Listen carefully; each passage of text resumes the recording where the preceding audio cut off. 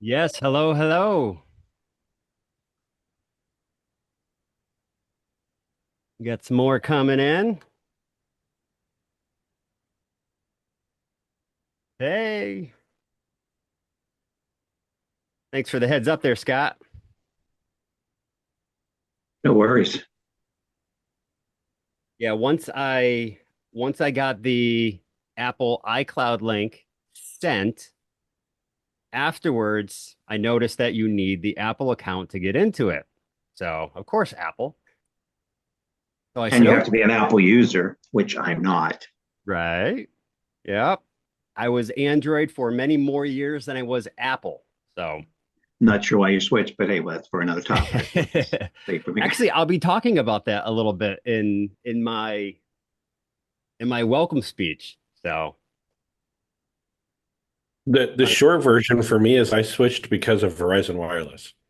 uh, see,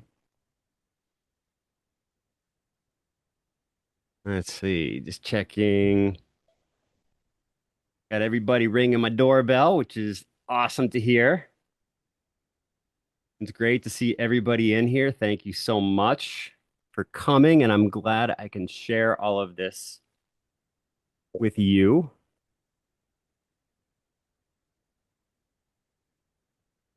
Just before I was getting on, my Wi-Fi was going like, "Brrr." Of course it was. And I'm on a Google mesh Wi-Fi system, so I gave priority here. So hopefully that all works well. But Do you have kids at home gaming because it's Christmas break or no, they're still in school right now, so they'll get out in a couple hours.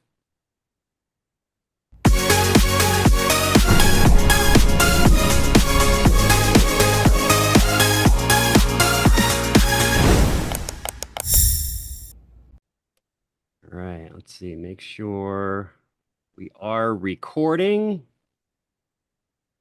That way, all of the thousands of people that need to see this can see the replay.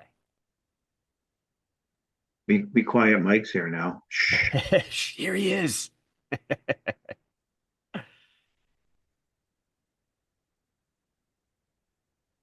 Awesome. Good to see everyone here. Is this like a secondary group juice meeting? I know. Is it like the third one for today, maybe? You know, at least the third one for the week. I love that.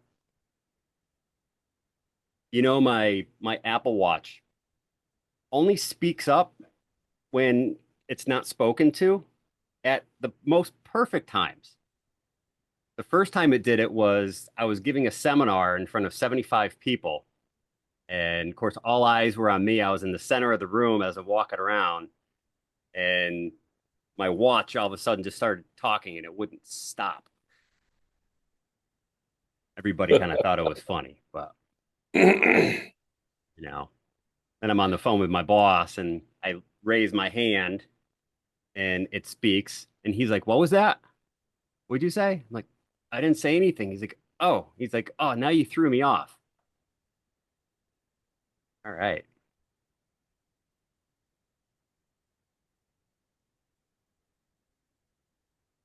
All right. So it looks like we got about 13 of us in here. I know we had about 33 signed up and registered. And the Facebook event, I know I had just over 80 people interested, which is great. So definitely tell that there's a need for a little bit of video editing know-how. Definitely a numbers game, Rochelle. You're right. So I am happy. I remember my very first live that I did in my Facebook group had to have been December of 2022. And I was the only one there. A buddy of mine ended up showing up, and I was on for like 45 minutes, just chatting away. I had a ball. It was fun.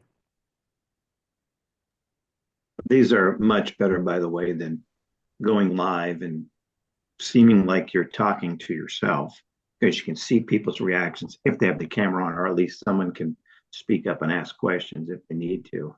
Exactly. Yeah, I'm not going to block anybody's mic, anything like that. If anybody needs to speak up, please do let me know. If you notice something that I miss in the comments, uh, please let me know. That'd be a big help too. So I tried to get things prepared for everybody, but I realized, like, I think I was telling Chris that when you have something that lives on your phone and you have to put it somewhere, like into TikTok or into Google Drive, you know your process, you know how it works. But when you get something to you through an email link and then to a Google Drive, how do I get that into CapCut? Huh. So it's okay because I'll have it on the screen. You'll at least have the materials if you need them for later on.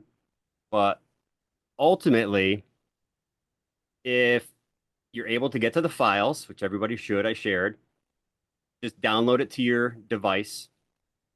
And then once it's on your device, then when you're in CapCut, we just upload it. And I'll go through that too. So, You talk on the Google Drive with all the files on it, you can download that or just open it up on your Google Drive on your phone. yep, you can just open it up in your Google Drive and uh, you can select them and then save them to photos, download to phone, whatever your prompt is, to basically get them onto your phone.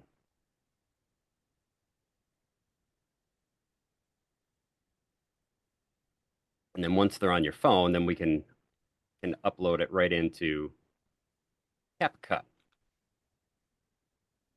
So I usually, for the first, I don't know, year and a half, I used CapCut on my phone, along with captions and Instagram and TikTok and all the other editors too.